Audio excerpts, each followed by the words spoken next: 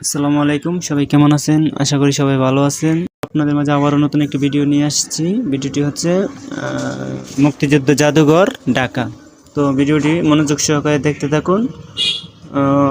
ভিতরের অংশগুলো দেখতে পারবেন, ভিতরে কি কি আছে বা কী জন্য এটা জাদুঘর বলা হয়েছে, অবশ্যই সব কিছু দেখাবো। আমি এখন ভিতরে যাচ্ছি, এই যে সিঁড়ি দিয়ে উপরে উঠতেছি।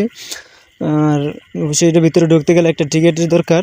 এই যে টিকিটটা, এটা 50 টাকাতে নিয়েছি। আর আমি অনেক উপরে উঠতে হয়, অবশ্যই 2-3 তলার মতো। ভালোই লাগতেছে, অবশ্যই জায়গাগুলো অনেক সুন্দর।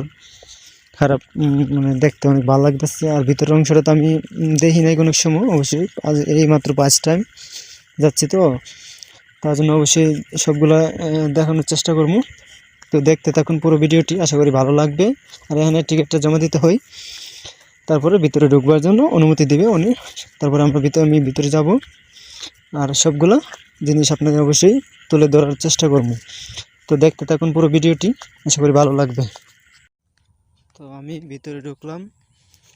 আমি আসলে ভিতরে ঢোকার আগে অবশ্যই অনেক চিন্তা ভাবনা করছিলাম, অবশ্যই জাদুঘর কী জানে হয় বা আমার নিয়ে কোনো ক্ষতি হয়ে যায়, কিন্তু আসলে এরকম কোনো কিছুই না।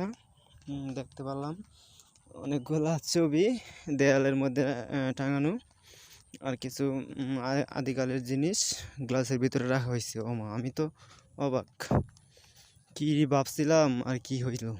তো আমিও আপনাদের মতন এরকম ভাবছি যে জাদুঘর তো জাদুঘরের মতোই হবো, বা অনেক ভূত পেত নিয়ে এগুলো হয়তো থাকতে পারে জাদুঘরের ভিতরে, আমার নিয়ে আবার কোনো ক্ষতি হয়, এসব চিন্তা ভাবনা নিয়েছিলাম। কিন্তু আসলে তার কোনো কিছুই হয় নাই, তার উল্টোটা হয়েছে। যেমন আর কি, এই যে দেখেন। তো আপনারা পুরো ভিডিওটি দেখেন মনোযোগ সহকারে, আপনার মনের চিন্তা ভাবনা সব কিছু দূর হয়ে যাবে অবশ্যই, আমার মতো আর কি।